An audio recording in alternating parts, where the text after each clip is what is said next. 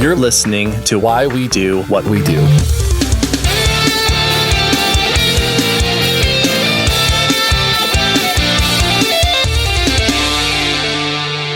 Welcome to Why We Do What We Do. I'm going to be your sequel host, Abraham. And I'm going to be your follow-up host, Shane. Awesome. We are a psychology podcast, a philosophy podcast, I think, and a science podcast. We're all these cool things that we love. We are cool things. Even if we're not a podcast, we are cool things. Yeah, with or without the podcast. And so today we are doing a sort of a reflection, a postpartum follow-up. It's a discussion following the discussion we had a few months back where we were talking about applied behavior analysis and specifically criticisms of applied behavior analysis with respect to certain domains and that sort of thing. Right. And we took that on, just the two of us having that discussion, covering a lot of topics, and we're trying to be as sensitive as possible. We got a lot of amazing feedback from people. Two of the people who gave us a lot of amazing feedback were Dr. Kerri Milyko and Dr. Megan Miller. One of the values that we had as we were putting together that series was to make sure that we were not the only voice in that chamber. So we wanted to make sure that as we were sharing this information and putting together this information, that we wanted to make sure that other people had an opportunity to talk about this stuff and talk about it in a really meaningful way. And two of these leaders of this movement that are working in this space, Dr. Megan Miller and Dr. Kerri Milyko, we wanted to make sure that we gave them an opportunity to kind of discuss this too in an open forum, because it makes more sense to have other perspectives and other thoughts around this particular topic. Yeah, absolutely. And so without too much further ado, I want to jump into this. Before I do, just letting everyone know, if you like this content, if you would like to support the podcast, one way you can do that is by going to Patreon. You can join at whatever tier makes financial sense for you, and you get certain benefits. For example, this episode's going to be edited and cut down a little bit, and the full extended unedited episode will be available to our Patreon subscribers. You can also get access to this episode early, or other episodes early, including more follow-ups we have planned in a continued discussion in this series. You also get video and other cool content as well. Yeah. But if you can't support us financially, that's okay. Of course, everyone's in a different place, and maybe you don't want to. But if you did want to, you could also leave us a rating and review wherever you listen to podcasts, and share this share this podcast, this episode with someone you know that might be into podcasts and that sort of thing. Yeah, share away, folks, share away. All right, well, let's go ahead and jump into this interview with Dr. Megan Miller and Dr. Kerri Milyko. Welcome, Dr. Megan Miller and Dr. Kerri Milyko. Thank you so much for joining us to talk about more the applied behavior analysis series that we did. And we're just going to continue this discussion a little bit. So I'll start by having you, at least Megan, you've been on the podcast before. Kerri, I don't think we've had you on yet, have we? No, it's my first time. Okay. Well, thank you so much for joining us. Yeah. Either way, I'll have you both introduce yourselves. Megan, if you could introduce yourself to our listeners. Hi, thanks for having us. And thank you for hosting the podcast episodes that you already did and the follow-up episodes that you're planning. I'm really excited to hear those. Yeah. I am Dr. Megan Miller. I'm a board-certified behavior analyst, and I live in Florida, but I'm from Ohio. People always wonder my accent, so I always say it. Although no one else from Ohio sounds like this. I currently work mostly doing content creation for trainings relating to providing humane and effective behavior analytics services. Awesome. Thanks for joining us. And then Dr. Kerri Milyko, if you could please introduce yourself. Yeah. First off, thanks for saying my name correctly. It is something that very few people do. So I just come to give grace and allow people to call me whatever they want to call me, except for hey you, But I am the director of clinical programming at Central Reach.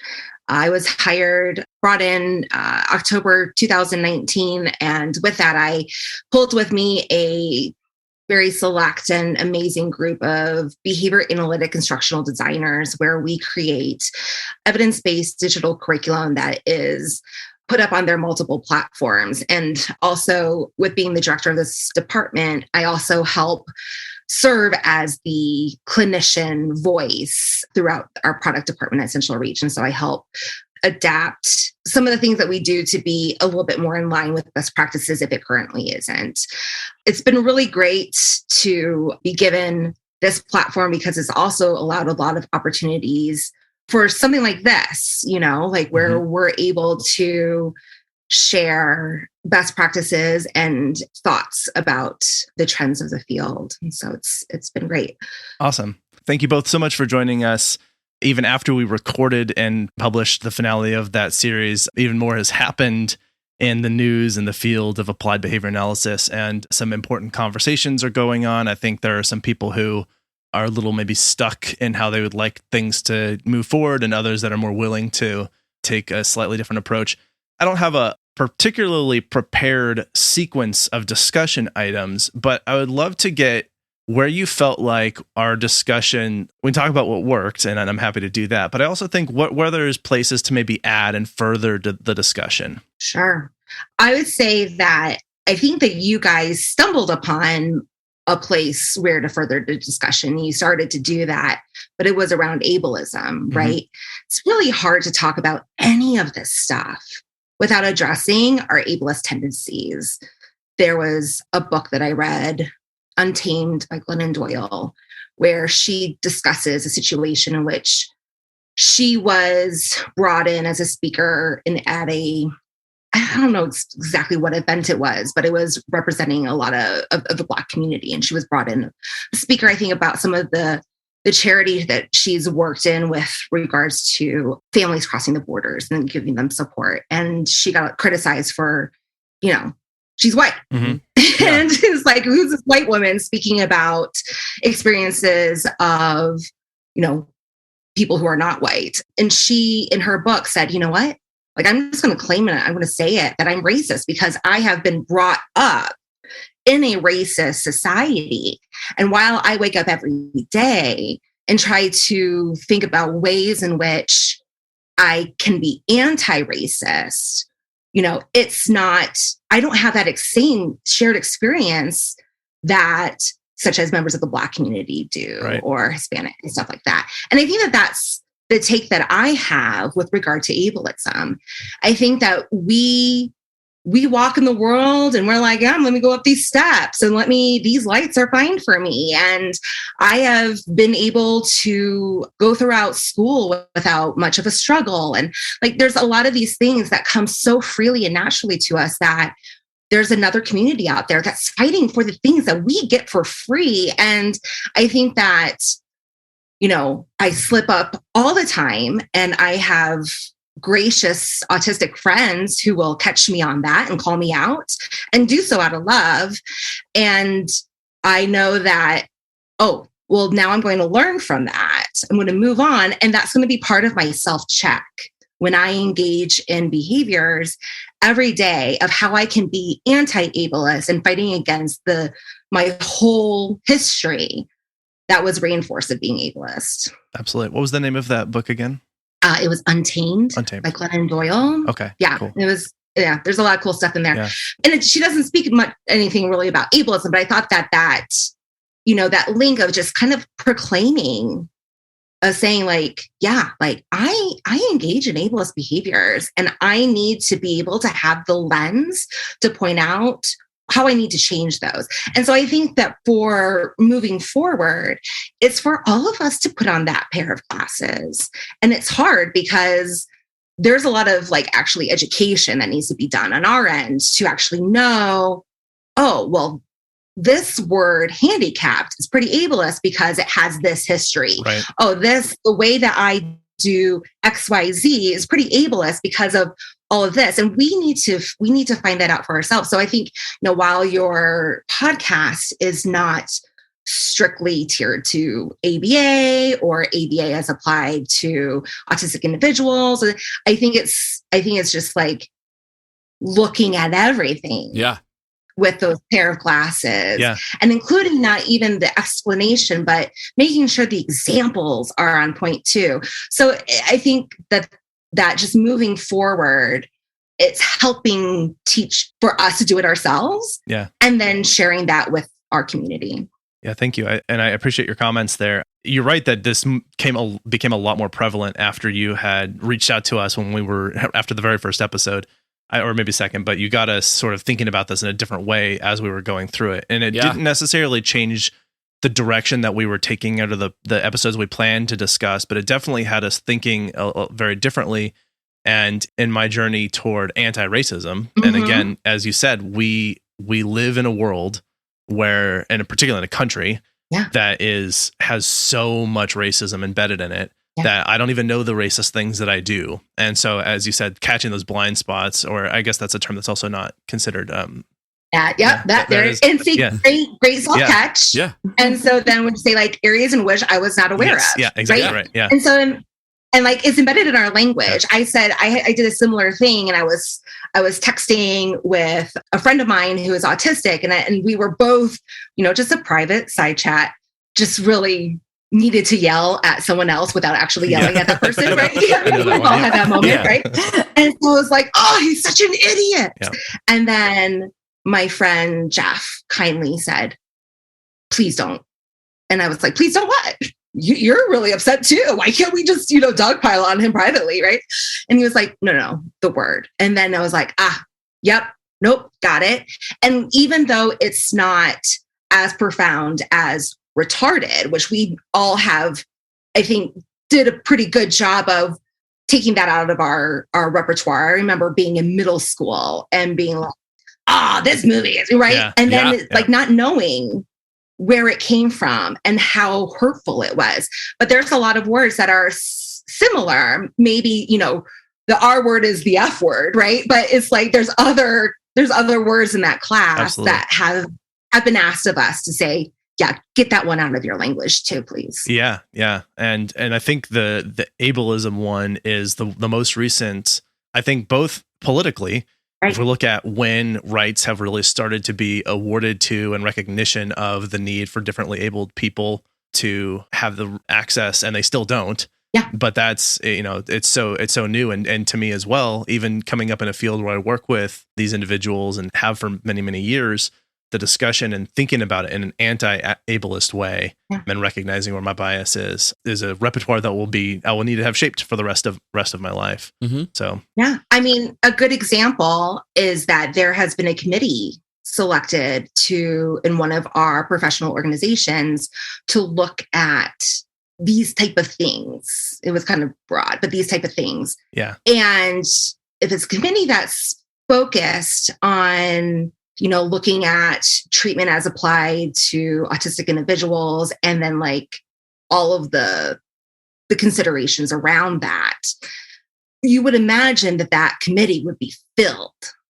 with autistic individuals, right? Or right. At least people like neurodivergent, people from varying diagnoses or whatever. Yeah. And then also people with a track record of advocating for that group as well. And so, and it was, when that committee was formed, there was a lot of talk in autistic community or reform community, or like all these different communities who have been doing work and talking about representation. And they're like, that's not it. Y'all missed the mark on that. This could be the mission of that sounded amazing. But then without the actual voices who were brought to the table to contribute to that, or they were in the minority, so they're still fighting, right? Like that's got to be hard. It's like, okay, so I'm here, two women on a board about women's healthcare, right? So think about all of the education that I would have to bring in order to be like, so let's talk about the uterus, people. Can you just imagine? Right. And that has to be the emotional workload that they are dealing with, and that's got to be amazingly exhausting. Absolutely. Yet I'm sure the few neurodiverse people on that board are saying like, if not me, then who? Because that's something that's always in the back of my head. Mm-hmm. But then it's like, all right, how much can I give to educating and enlightening people who have demonstrated to be resistant? Yeah. Absolutely. I think to that point too, and I think something that is worth mentioning in this conversation is that it's not only just bringing a level of education to those committees and to those groups that, arguably it shouldn't be up to the person to educate and labor. It shouldn't be that person's responsibility. Agreed. But it's also a significant concern, because I think that we've all seen this in a field where people are so, I lack a better term than saying stubborn, but I feel like people are stubborn to change. We hear people who are like absolutely like well-known names in our field that are saying our field is without bias entirely. Yeah. You know, you've got people who are influential in our field, who have written books in our field, who are saying things that are just so off the mark. And so not only are these marginalized groups fighting against just having to educate people who actually want to learn, but they're fighting against a group of people who actively and willfully do not want to learn. Okay. And so that I feel like has got to be an entirely different struggle that is just like a whole nuance that it's definitely worth addressing in this. That's a great point. I actually want to make sure we get Megan have a chance as well to jump in on that. So I would love you to follow up on that. Or any other thoughts you have? Oh, there's so much amazing stuff that Kerri said. It's such a good conversation. One of the things that I appreciated about the episodes that you all had was the modeling of how to receive that feedback. And opening up the opportunity for people to, for you all to say, yeah, we don't know everything. We're still learning how to do this too. So tell us, like what are we do? What can we improve upon and how can we do better? Thank you. And then you also modeled like actually doing that. Right. So that was amazing. I think more people in the world need to engage like that, but especially behavior analysts, because we're often trained that we know all the things and we're trained to be very like rigid and concrete and objective, and the world just isn't that way. Yes. And elitist. So I really appreciated that. I had I can't find it right now. So I'll see if I can find it as we continue talking. Someone had messaged me, I don't know, a few months ago about the autistic experience and what you were saying, Kerri, about the people on that work group and the role that the couple of autistics are having to play. Her message that she sent me, she's not on the work group, but we were just talking about the autistic experience and it was just really profound. So I'm hoping I can find that so that I can share what she said about it, because we have to make sure that we're not putting people, it's like this, figuring out this boundary and this balance of checking our anti-ableism, doing the work ourselves, right? And not putting people in a place that are living with the experience in a place where they're the ones doing all the work for us. Right. But we still need to listen to them and uplift them. So, finding that balance, because we can't understand if we're not living that experience, how to improve how we're interacting and setting up environments and those types of things. We literally can never understand that, right? Like I can't just become autistic or whatever, just like I can't become any other thing. So trying to find that balance where we're not expecting them to do all the work, but we're also giving space to learn from them too. And I think that that's really important as that there are people in the community who are autistic and are like, they say, I have the spoons for this. So I'm going to do this webinar. I'm going to write this paper. I'm going to start this group. So for people to learn and for me to guide. And I think there's so many people that I can point to who are doing the work.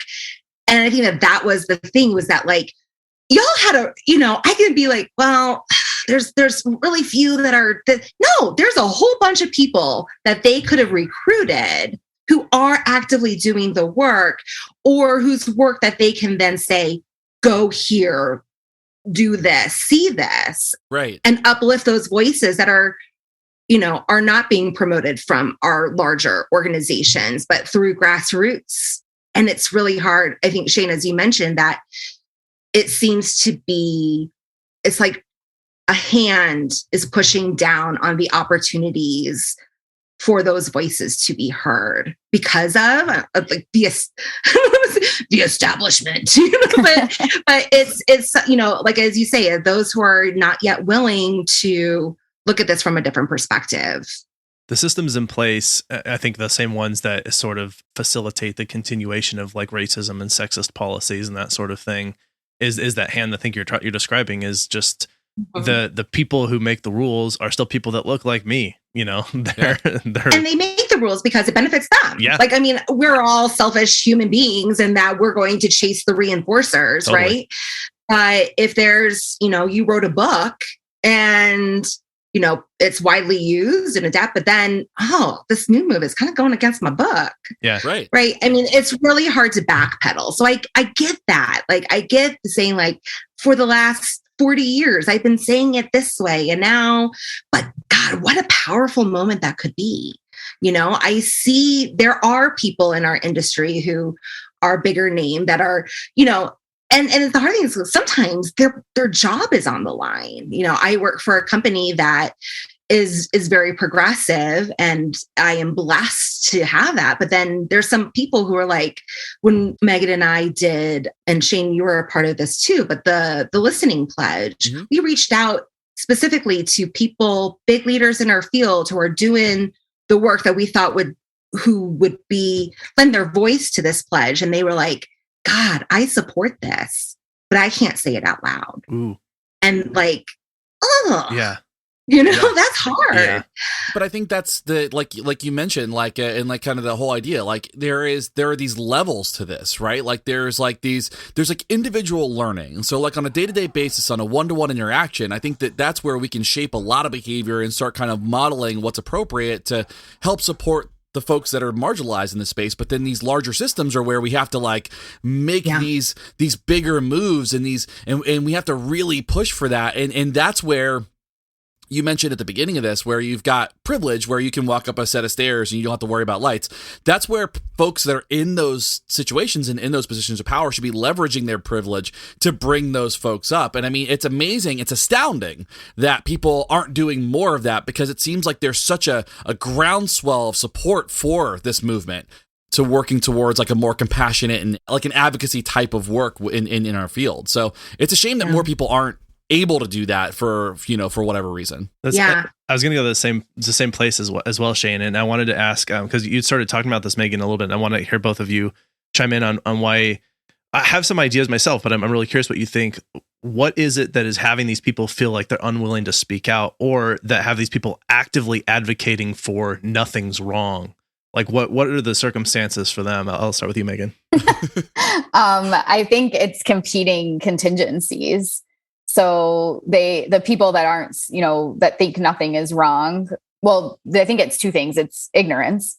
They haven't had exposure to people to talk to about these things, and they haven't had the in-person interactions, and they've mostly had online interactions, which further entrench their beliefs. So, and I was one of those people, not to the extent as some of the things Kerri and I are talking about, but like prior to, there are definitely people that I'm friends with now, or I think I'm friends with, that I thought I'd never talk to. Mm-hmm. I thought we had wildly different beliefs, but we only ever interacted through comments on a Facebook group, mm-hmm. And then once someone finally was able to convince me to have not in person, but Zoom interaction with them, and we were able to have a back and forth conversation and recognize the humanity of each other, both of us, we were able to move forward. So I think a big part of it is a lot of the things that go on in this space specific to the neurodiversity movement is all text-based. People aren't taking the time to get to know each other. And that can go both ways. There's people that I'm friends with who are part of the neurodiversity movement who don't think very highly of certain people, and they have explanations as to why. And then you see blog posts and different things happening where it's clear people are attacking one another, but none of them are taking the time. And I shouldn't say taking the time, but the opportunities just haven't been created or present for people to just sit down and talk and get to know the human part of each other and really work through what's going on. Ultimately, everyone pretty much wants the same thing. Right. Yeah. It's just different contingencies in place. One of the things that I think is really important to understand from a conditioning perspective, and I've talked about this a little bit on some of my Facebook Lives, there is at least a subset of our field that is overly focused on data and numbers and graphs, to the point where humans don't exist to them. They make decisions solely based on looking at numbers. Mm-hmm. They don't think they need to know, or they don't want to know anything about the human who's experiencing these things. And until that becomes more valued by all of our field, we're going to continue to see these issues when people are valuing understanding the science more than understanding the human in front of them and the impacts of what's happening. Then we're never going to see a change where we could be at fault or where we could, be ableist or anything like that, because there's I know it might sound odd, but there's too much objectivity, right? Like there's one thing to have science and be in a lab and looking at, how fast an apple falls. Yeah. As long as you're doing it with no one around, nobody's getting hurt, right? But when you're looking at humans, and you have to understand this doesn't happen in a vacuum. Like everything we do is having an impact on their future life. And we talked about that in the first episode I did for this podcast. We talked about, the effects of escape extinction and things like that. And until people start to recognize the bigger part that's most important is the human part. And then we need to be objective and look at the data and go from there. But you can tell just by the way a lot of people engage in these conversations. Some of them I have had in vocal meetings. Most of them have been text-based. They do not see the people we're serving as humans. They see them as data. They see them as projects. Yeah. And they probably wouldn't tell you that, and they probably don't even think it themselves. But it's like when you dig down deep, that's to me what comes up the most is until it's recognized that these are unique humans with the same rights and the same, like they should have the same level of agency as anyone else. And you see that across states too with laws and stuff that are in place. I mean, there's still states that have laws where it's legal to take people with disabilities and make it so they can't have babies, right? Like that still exists, so until like our society as a whole recognizes that people that have disabilities are just as human as everyone else, we're going to continue to see this divide. Extending on that, and I think this is what Megan is also describing, is that there is a marketing ploy that I think is being used. And again, I think this is a small I feel that this is a small percentage, but they're very loud and in great positions of leadership, versus I think that there's just a whole bunch of behavior analysts who get into the field because they want to do good and they want to help the human, but then are told, well, you have to do it this way, right? But I think that this group is using a marketing ploy to describe these efforts by actually looking at the human and elevating the amount in which we take in with their like history and what works versus, well, this procedure is the best, this is the most effective. They're labeling it as anti-science. And when you get into the field of ABA, that's the scarlet A on your chest, right? The last thing you want to be known as in our field is anti-science because of our commitment to science. But then as a good scientist, and also because we have subscribed to the medical model or the medical community of, delivering treatment and receiving reimbursement, we need to consider the human element because a lot of what we do impacts so much more than just that behavior at that one time. This may be a little too much, but I'm an open book. But I went to an OBGYN a few years ago and I was like, okay, I need this fix, I have 3 kids. And she's like, okay, great. You need a hysterectomy. And I'm like, oh, honey, you come at me with the big H word. I am a sufferer. And, she didn't spend any time to like talk to me about it or guide me through it or talk about how it might or might not impact my daily life. Because what I knew was more about like, well, I don't know, stuff that I've heard about long time ago, and like you rip that out and then you turn like to be the woman who's imbalanced and not rational and stuff like that. And I'm like, and none of that, like I didn't get any of that. She's like, okay, well, do you want to do it? And I'm like, so you just threw out a word at me I was unprepared to hear, and now you're asking me if I want to go on for this major surgery? Yeah, like, and then so I found another gynecologist who we talked at length about various options and their implications to my life. And then we reached a really great conclusion that worked best for me. So it was, I think that is like, they're both professionals. They were both doctors. They both came, in with, and he also said, yeah, that is I think that's the best option, but let's explore this. But when you come at somebody without considering them and all that they bring to the table, whether they are speaking or not, we are not the scientists that we need to be in order to move this field forward. I hear and what you're saying, I think, is that science is at its best when it's a humanistic science. Mm-hmm. And I think we get the best out of what we do. And it's almost ironic to me to think of data as being something separate from humans when we're doing human research, because data is just a construct. And it's not like it represents anything more real than the person that's in front of us, who is definitely real. And so I think just acknowledging that is something to maybe check ourselves sometimes. One of the things I heard in what Megan was saying as well is the idea of like, it's an ends justify the means sort of thing. Like the data say that it works, so we're just going to do this thing. Yeah. And the works part though, too, right? Because works for who? Works to better your understanding of human behavior. Right. As the researcher, not the human being served. It works to whatever ends are important to me in the moment, and I'm the one holding the contingencies and the power. And that's that ableist lens right there. So Megan just demonstrated like how we can, like, it pops up when you don't even know, right? Yeah. It's like, okay, so whose perspective am I taking on this, right? Good point.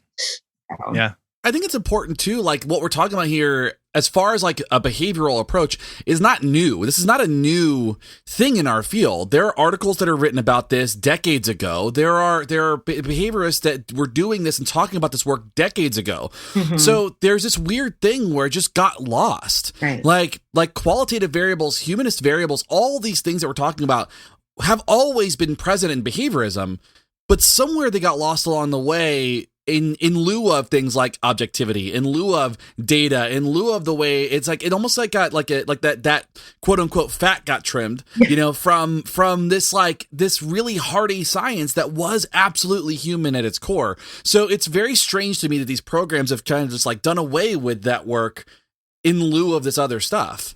This has sort of gotten me thinking about, and this actually comes back to the conversation we'd had a while back, Megan, but is this a good opportunity, you think, to talk about assent and how that plays a factor in this? It's been a sort of a buzzword, I think, that's been around a little bit more. And I've experienced a little bit of pushback on that as well. Oh, yeah. Does this seem like an appropriate time to talk about that? Sure. Cool. Kerri, why don't you take the floor to start? Sure. So, when I first was learning about assent, I said, why don't you just reinforcing a state?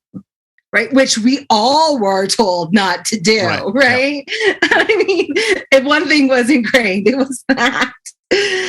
And it was Kelly Ferris I was having a conversation with, who has been doing assent work for decades and has said, yeah, but so like, that's good information for me, because now I can know, like, okay, I'm going to reinforce that escape, regardless of how it shows up, right? Regardless if they're like, oh, please, may I not do this program right now because I am experiencing XYZ, right?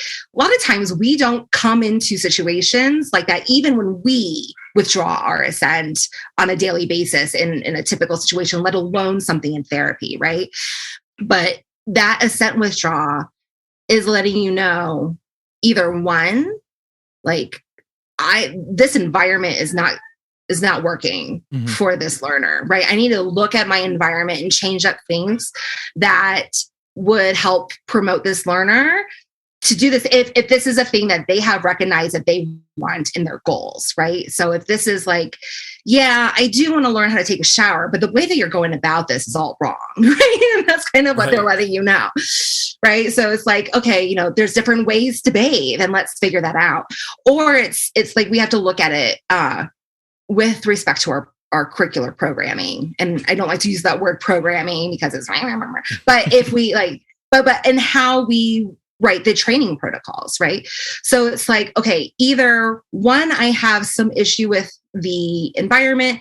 Two, I may have some issue with how I'm sequencing things, because I may have gone from one level to the next with too big of a step, and I need some more assistance to help guide my learner or the person who wants to learn how to take a shower, right? So there are things in here. So, but I think the first one is also including them on the goal, because we're more likely to have participation and assent if we have tapped into those values. And again, this can be done with speakers or non-speakers, right? So it's all around those things. It's like, okay, so that one instance, that's fine. Like, because then I now have more information to make this better for you. Because you just told me that I have more work to do. Mm-hmm. And I think that when we do the more like, 3-step prompting procedure or something that might be a little bit more, where you're not getting away from this, it's us being lazy as opposed to actually using our science in a powerful way. There's a quote from Michael Fabrizio, and I mention it all the time, but I'm going to read it. It's that behavior analysis is science rich enough, strong enough, and elegant enough to accommodate student assent in the programming picture. You are strong enough and skilled enough to change your behavior based on child assent. The student is always right. And I think that if we take that perspective, then that's just the person that we're working with letting us know, girl, you gotta up your game, right? And if we think that behavior and analysis is badass, which I think it is, then I should be able to have both. Mm-hmm. This shouldn't be a one or another. This should be a both. Love that. That reminds me, and I have the thought that I've worked in crisis intervention spaces for my entire career, like really intense crisis management situations, dangerous situations. And the one thing that always comes up is the issue of restraint. How, like in those conversations are always really touchy and iffy because it's like, well, obviously you don't want to get into a space where that's even a thing. And the one thing that I've always taught, and I never even thought of it as like an assent piece or like a kind of like a back to the drawing board thing, but always thought of like, if you are constantly in a space where you're having to use crisis management strategies, there's something wrong with your programming. It's not working. Like, yeah, that means that you're failing time and time again to attend to your learner to make sure that their needs are being met. And I've been teaching that for years and not even thought about that as something to teach in other spaces where it's like, if you're having problem behaviors, you're missing something relevant in the environment. And I say problem behaviors is because that's language that's ingrained. I'm working on changing that. But these behaviors that we identify as concerns, we're missing something. Mm-hmm. Right? Mm-hmm. These interfering whatever you want to say. So like we're missing that somewhere. We're missing something in programming. And that is so critical and just such a lost skill on so many behavior analysts I've found. Yeah. One of the things that you said, Kerri, that I love that quote, but talking about, the skill sets of behavior analysts, I think that's a piece that's really key when we think about assent as well. I honestly don't understand how there can be mixed views on it. I know that there are, but I don't understand how that's possible. But for people that are listening, if you haven't, read Sidman's work, Coercion and Its Fallout, highly recommend. He talks about, I have several quotes that I have in one of my presentations. I don't have them memorized, but one of the things he talks about is how basically when behavior analysts or anyone else resorts to just putting their hands on learners and using, forced procedures like that, they are not engaging in behavior analysis. Like that's something any Joe Schmo could do. Any one of us could go into any environment and just physically manipulate someone or restrain them, right? Where's the behavior analysis in that? It's not present. That's what I really don't understand. I have that as like one of my lists of webinars to create. Like, how did we get here? How did a field that's based on analysis and environmental changes get to the point where we're not honoring assent and we're forcing learners to do things? Like that seems like the exact opposite of where we started. I don't understand how we got here. I have articles and stuff in my head of like my guesses on that. And that's what I want to make the training about. But it just blows my mind when people, and there was also something, Kerri, you did a podcast episode where you gave like that example with shaping and the hand wash. Was it hand washing? Yeah. And when I listen to that, it's also, thinking about how much more skill is involved in being able to observe a learner and observe the environment and figure out how do you work with them, break things down small enough and set up your path to get there with their full assent and participation. Like, yeah, it's more intensive on our end, but that's what behavior analysis is. And if you can't do that, you should probably be seeking some supervision and guidance from someone who can. Just putting your hands on people and making them do things is not behavior analysis. Right. And then how do we get here? In what I hear from, what you're saying, Megan, and then also Shane, you mentioned this, is that, I think we all read the Bannerman article. It was 1990. I had to pull up the reference to figure out the date. That's talking about, like, we call it the donut article, right? So donuts may be amazing to your health. And they have a donut shop right down the street from mine. Doughboys, they're amazing.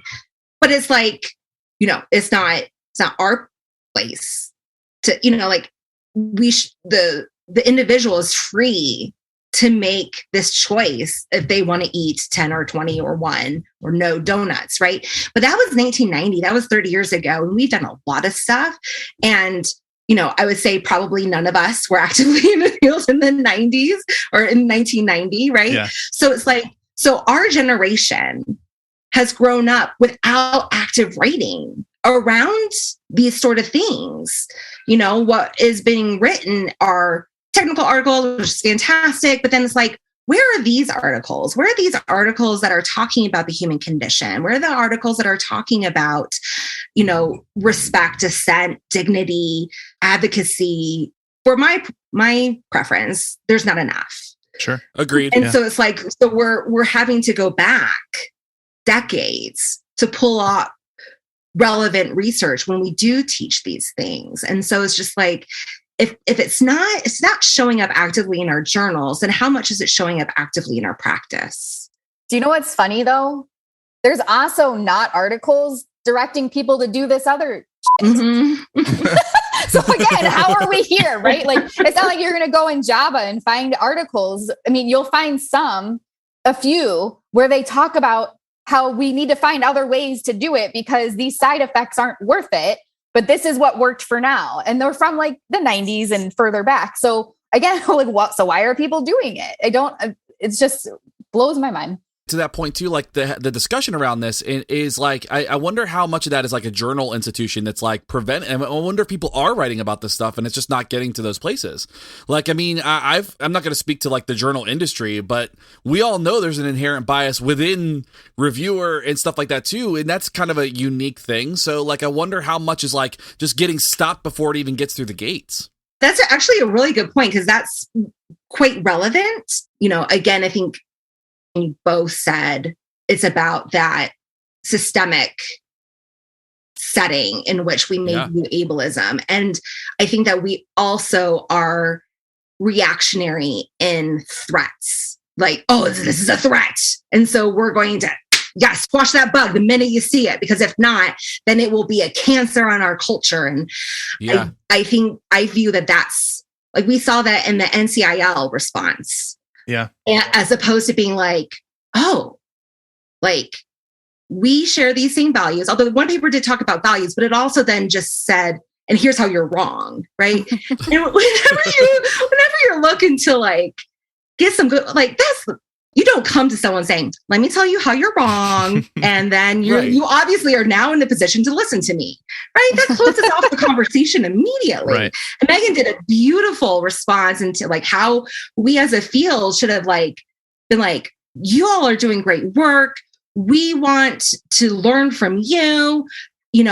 I see these things that you've listed. Like, is there a time and point that we can sit down and talk about how we can be better? Because like, we don't want some of those things we believe that we're not doing. But if you're saying that we are, like, let's fix that. Yeah. Right. Like, what do we need to fix in order to help demonstrate to the world that that's not what we're about and what we're trying to do? And these things that we are doing, please guide us into how we can better serve the population that your organization represents. And then we can take our science and mesh the two together. People that critique us are not anti-science. And that's the thing that we need to understand. It's actually anti-science to like say critiques aren't okay. Right, yeah. Because it's part of science. Yeah. Exactly. But I think that's like how much of us have forgotten like what it means to be a scientist and to take those variables and stuff like that. I mean, that's just what, to me, it goes back to like, there's a culture of like not anti-science in our field, but definitely lacking that ability to take feedback and let that stuff play out in the journals and let that stuff play out in those commentary. Like, that's where that's supposed to happen. Yeah. And I think with that critique, you're like, that's what we're refinement and innovation comes from. So you're like, okay, I was told I can't do it this way. So now I'm going to problem solve. And like, that's how we grow. Without that criticism and refinement, then we are stuck doing the same old, look at how Reinforcer works with, redheads and this, right? We need to get better and more sophisticated in what we're doing. And I see areas in which we do that, but there's other areas in which we're, Shane, as you mentioned, stuck.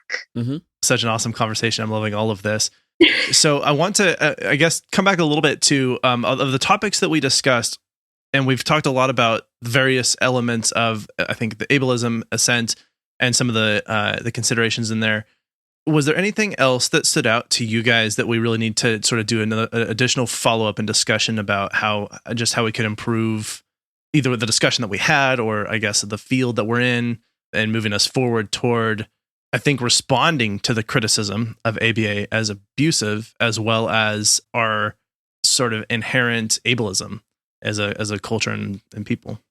I had one that that I emailed you about, and y'all were very receptive. Mine was I forget which episode it was in, but when you talked about extinction, and there was the discussion around like the trainees or RBTs are the ones, using it. And the discussion for me that's more important is like, where is that coming from, right? Like, who's training them to use these procedures, and how do we shift those practices? Because most people, when they enter the field, it is not their go-to to engage in these types of procedures. It's their supervisors that are training them. And actually, since I emailed you, what came up for me, we had our couch to camp. We had the actual camp part of it in October. And we had quite a few people there who we did this thing called What Does Do Better Mean for You? And everyone went around and shared.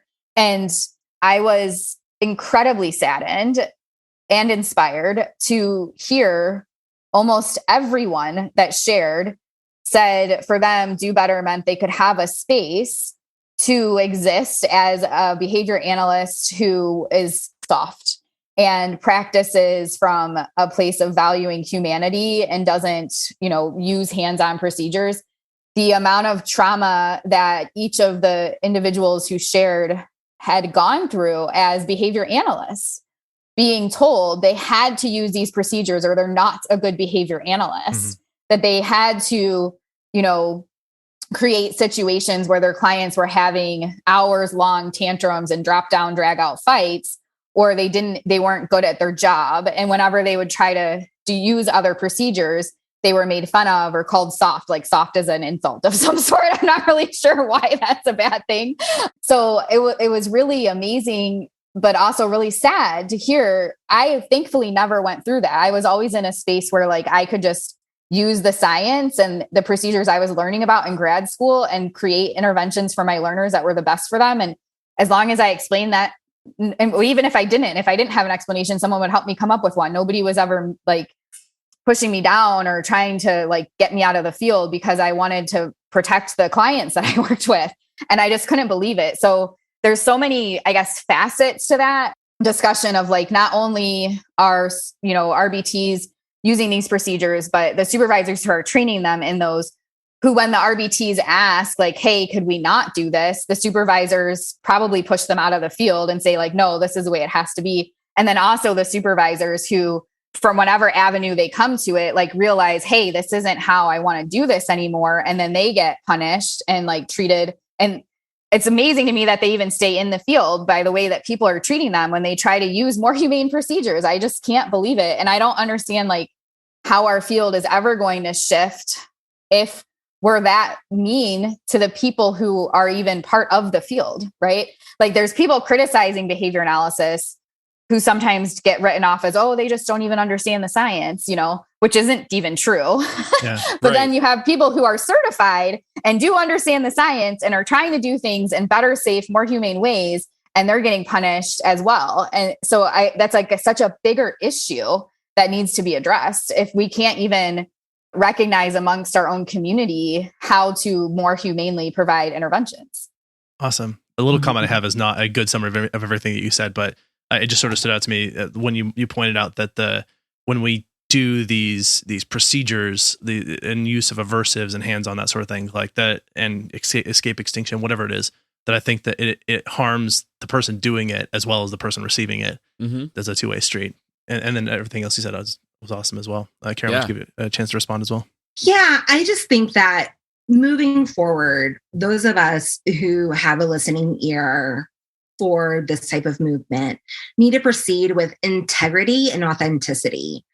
And that, like, you know, if you have put your voice out there, which you all have now, and then it's like, okay, so moving forward, that needs to be represented in not only our talk, but our actions, right? And so it's like everything that we do should have this in mind, you know, and I hate to like keep on belaboring this point, but it's just like, we now have a new pair of glasses, and the minute that we take them off, then that I think is not acting with integrity and authenticity to this movement. And I think that there's a lot of things that we need to learn how to do in support of like teaching other able-bodied people on how not to be anti-ableist, but it's also then supporting and lifting up those voices who are being suppressed and things like that. I think, you know, it's just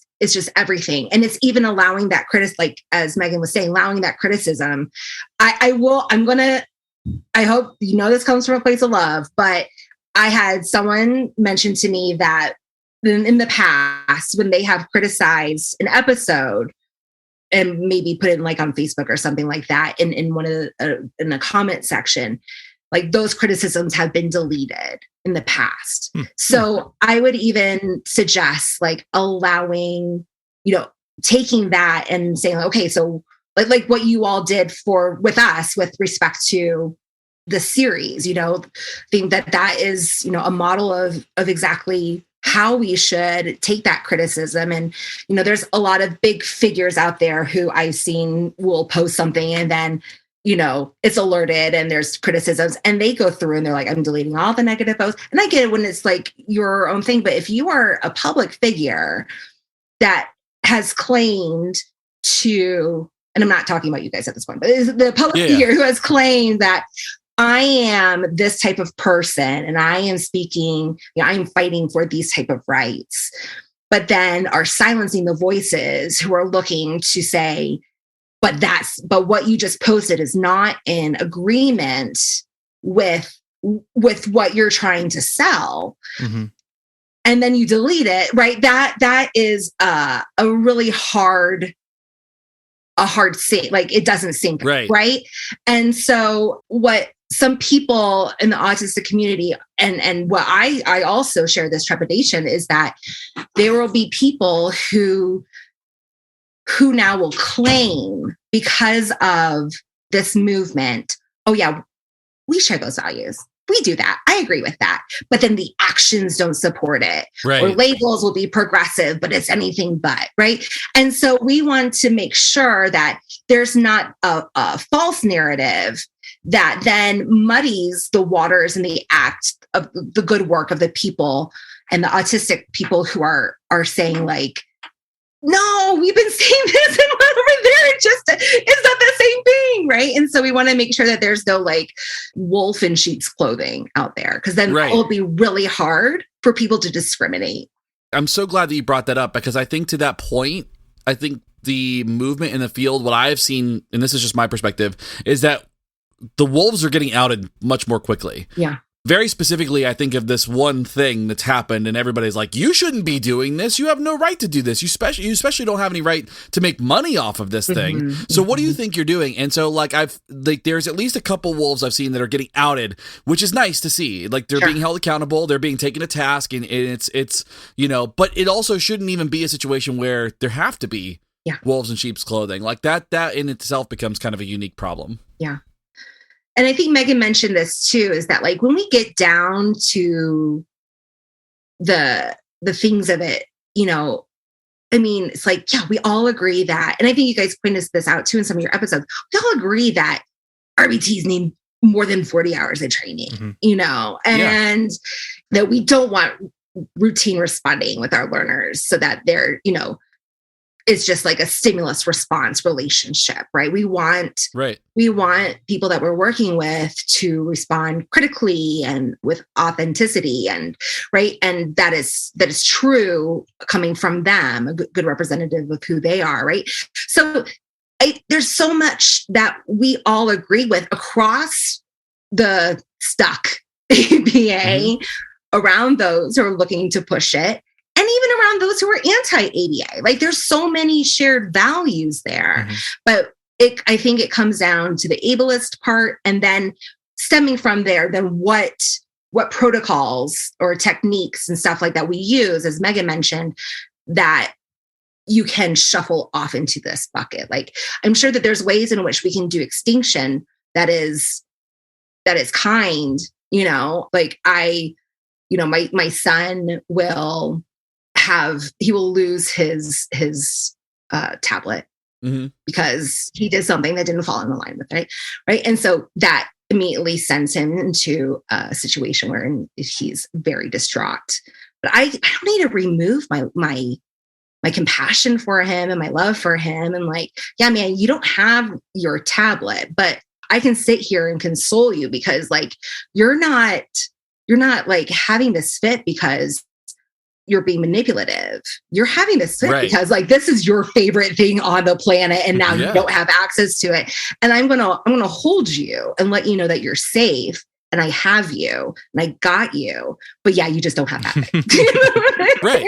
That's right. I was thinking if you could impart some like concrete wisdom of something people could do differently in moving forward, just one thing to try, because one of the things I've recognized in myself, and is thinking about this procedure of shaping, is it's a slow process.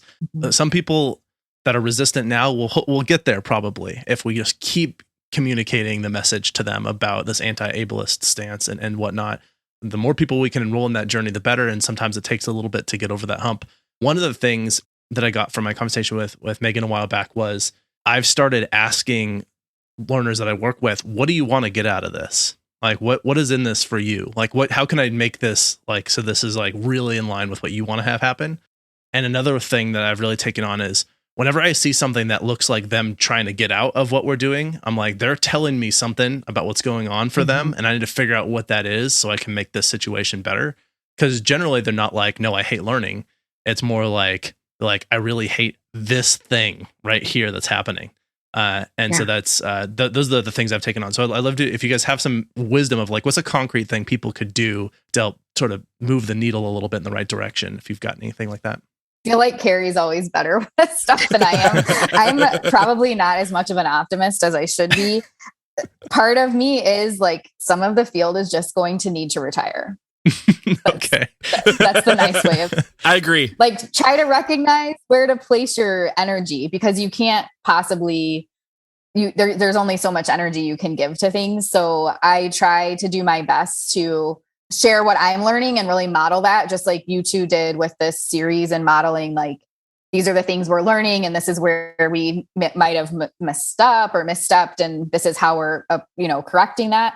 So just being a model of like standing in there and speaking out. And then also, if there's a thing that I spoke out and I didn't do it in the best way, like being able to be humble enough to be like, oh, okay, well, there's a better way to do that. And recognizing we're always going to be growing and learning. So part of it is just for anyone who's listening right now, that's like, yes, I want to be part of this. And like, that's the type of behavior analyst I want to be. Recognize that there are going to be uncomfortable times. It takes work, and that's okay. That's just part of the process of being a human, and just operate from your heart and not your ego. In terms of trying to help bring other people in, I think the more of us who are modeling, engaging with our clients in this way, and existing as curious and compassionate behavior analysts, it's going to shift. Like, I wouldn't try to put effort into converting people per se, because usually it's going to have the opposite effect, right? Like, people who just aren't there now. But if you see someone who's in that like change space, and they're asking questions, or they're kind of coming to you, then obviously take advantage of that. But from a curious perspective, even if you see people who are not even close, but they want to engage with you in some way, initially be curious and see like what, why they hold the views they hold, and if they're open to like you sharing some resources. I can give you all, there's a doc we put together, Kerri worked on it with me, of like different resources relating to like listening to autistics that you could put in the show notes. Yeah. Love that. So I'll share that with people so they can kind of check the stuff out on their own. But I'm not like, hey, you must X, Y, and Z, because if I come in that hard, it's not going to be beneficial. So it's the two biggest recommendations, sorry, kind of a long answer. One, just for yourself, if you're listening and ready, be willing to be uncomfortable and like do the work and learn about the things. And two, continue, even once you learn those things, to be curious and compassionate and understand not everyone is in the same place on this journey. And you were like them at one point too. So be curious about where they are and share resources with them, and hope that by modeling how to behave in this way, that will shift them as well. Those are my two. I always like the phrase, the get comfortable being uncomfortable. That's really good. Yeah. That's great. Yeah. Sure. First, just an addendum to what I previously said, because someone in the past has called me out for not being technically accurate on podcasts before, which was awesome. The example that I gave was not a great example of extinction. It was the best thing that I could think of to show like, this is hard, but I still can do this thing. Gotcha. Okay. Right. Got it. Okay. I knew you all I had to say it for those particular listeners. Repetition is important. Okay. It's helpful. Yeah. Mm-hmm. I think, something that practical, and thank you for this question, because I always, every time I speak on something, I want someone to come away with something that they could do right now. I call them little golden nuggets, right? Yeah.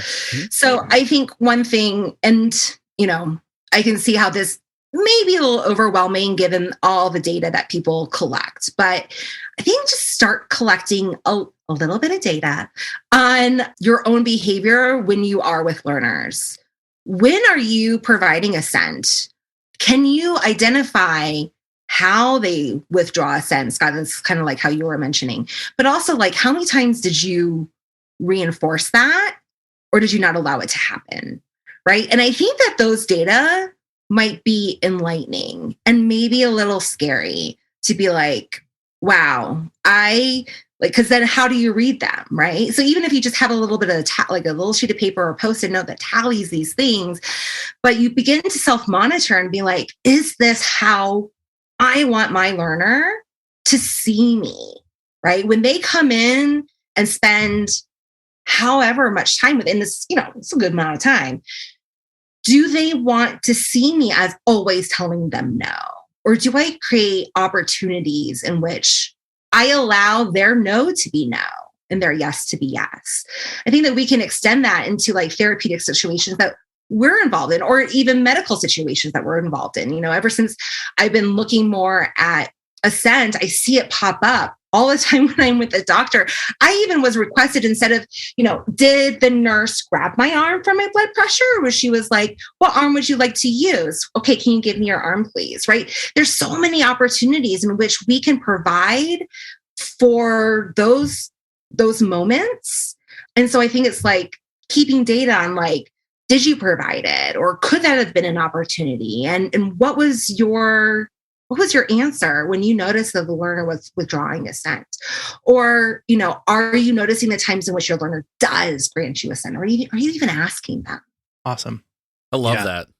That's so great. I think assent work is a lot for people right now. Yeah. So I think it's definitely worth doing the assent work and learning that. Yeah. So I'm so glad that that's come up. Cool. Thanks. And it's like, don't climb the mountain all at once, right? You need to get your gear in place. And so I think that starts with like the self-evaluation, and then understanding and then taking that anti-ableist lens. And when those two things mesh, then kind of like your path forward is highlighted.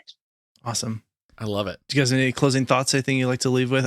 We've been at this for a little over an hour. You guys have been amazing. I just want to make sure if you have anything else you'd like to close with, you have an opportunity to do so. I just really appreciate you all for giving us this opportunity and for the continued episodes you're planning around this.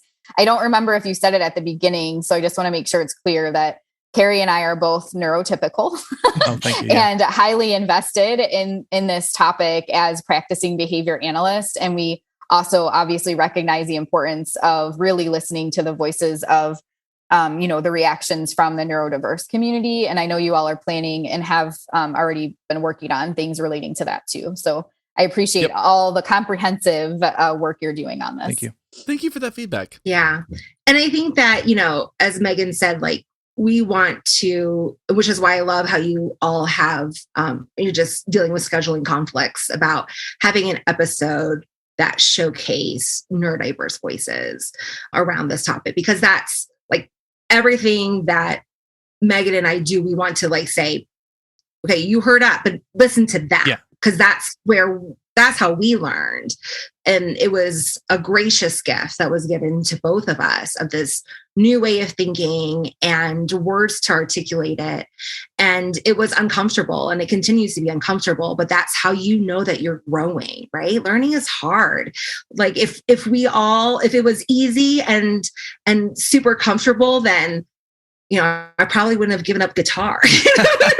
Like, there's like, think of all the things that we would be geniuses and everything, right? But it's hard and it's difficult, but that's how you know that you're learning and you're growing, you're moving to a really cool new place. And I think that it's just, now it's like, and for you all in your podcast, like, how does this influence your subsequent projects? Not that it takes you like, we're just only focusing on this, but it's like, you guys talk about psychology in general.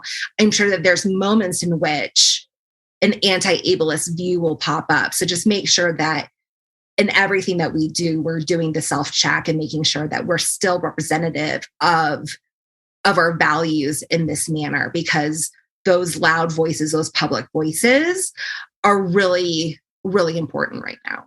Thank you. Yeah, I appreciate that. Yeah. I like the idea of being wrong as a, not exactly what you said, but being wrong as a gift. Like, you have now an opportunity to learn and do better and evolve a little bit, which is cool. For sure. Now, you guys both have a bunch of projects. You sort of mentioned what you do and things. I know, Megan, you also have a podcast. If you guys want to speak real quick to what you guys do, and if you'd like to have a place where people learn more about what you do and other projects you have going on, I'll let you start, Megan.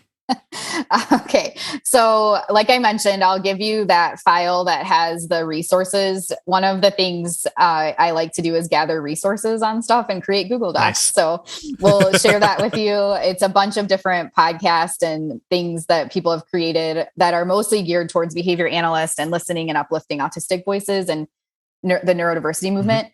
So that's one. My main job is the Do Better Collective, which is an online professional community where we provide a podcast.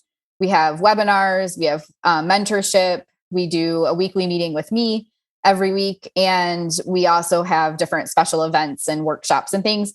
But the really fun piece that just happened last week is our app is up and live now. And it's basically like social media, Facebook for behavior analysts. So if you're kind of over some of the interactions that occur in a bigger space, everyone that's part of our community has agreed to engage with one another in respectful and curious and compassionate ways. So we have different groups and discussion threads and things like that where people can engage with one another. I'm sure there's other things I do, but I'll stop there. Cool. Real quick, I have to say the stuff that Megan has done around this is fantastic, mm-hmm. and it's really wonderful to see somebody as cynical as I am do something really positive and wonderful. So it's really, really cool. So I definitely recommend it to everybody for sure. That's awesome. So I work for Central Reach, as mentioned, which practice management and, clinical management and stuff like that is all inclusive into, we have multiple platforms. But one thing that I'm really proud of is we have written a curriculum that's called CR Elements. Right now, it's only available on our platform called Thread, but it's currently, there's a lot of work to be done to get it then on the CR Enterprise platform. But with respect to this conversation, the instructional designers that I have on my team, Kristen Smith, Molly Halligan, Tim Fuller, take this same approach and have been doing assent work for a while. And so everything that we've written takes into consideration on, there's tips on how to approach assent with respect to that particular program that you're working on, especially those that may be a little bit more, serious, such as like, if you're working on medical monitoring, like we had a whole bunch of issues around assent for that thing, right? Sure. And so it's just like, versus like texting pictures, right? So, but we talk about assent. We have an assent protocol. We have a whole just assent program and how you take data and teach your learner that their yes means yes and their no means no. It's not, and that's founded on assent, not just the no program, right? Yeah. And so that's something that I'm really proud of, is that like our values show up in just the basic everyday programs that you would run as a clinician, because again, like a lot of people don't understand this topic and need some concrete direction on where to go. Perfect. I'll put those links in the show notes as well as to the Google Doc, as you had mentioned, Megan. That way everyone can learn more about that and what's going on there and be able to take advantage of the awesome work you guys are doing. So I just want to say thank you again so much for your time, Dr. Megan Miller, Dr. Kerri Milyko, for all the time and your wisdom and your patience with us as we're on our journey as well through this. And you've just been wonderful guests. So appreciate it. Thanks. Thank you. Thank you.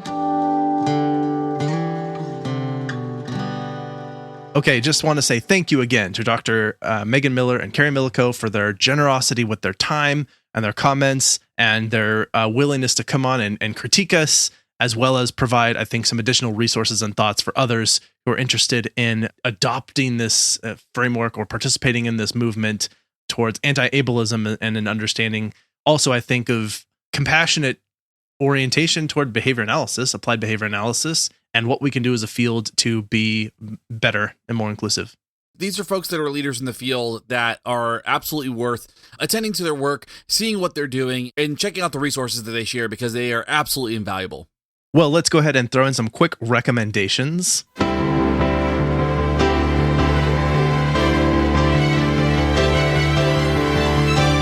Recommendations. So the recommendations I'm going to make for this one is a band. It's kind of getting into winter season here in Florida, which means it's going to be about 72 degrees for the rest of the year.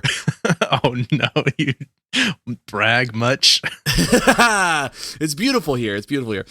The thing I want to share is an album. It's a nice, moody, atmospheric album, and it is by a band called Blunt Razors. Okay. I know. So it's odd to think that like that's what, they have this kind of feel.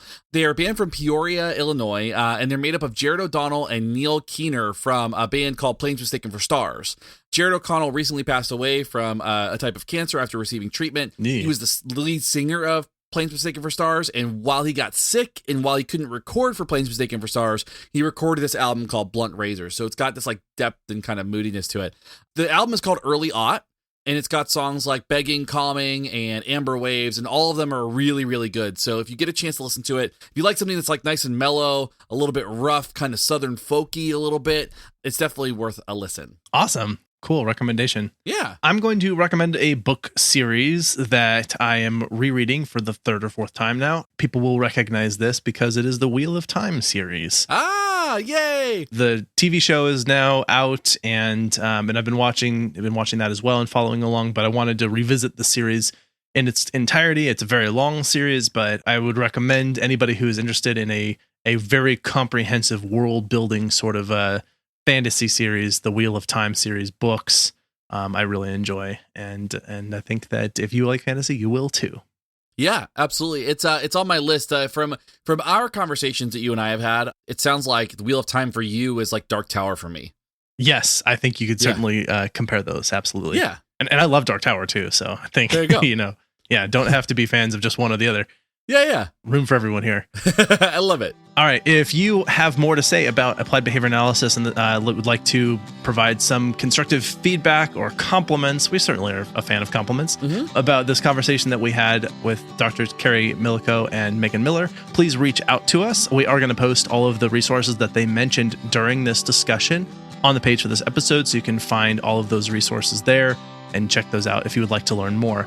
You can also reach out to us directly at info@www.podcast.com and all the social media platforms where we are happy to talk to anybody who has anything to say. If you'd like to recommend a book series as well, or a band that you're into, then we're happy to hear those recommendations. Yeah. But I think that that is all we have for today. Do you have anything else? Nope, that's it. All right, this is Abraham. And this is Shane. We're out. See ya.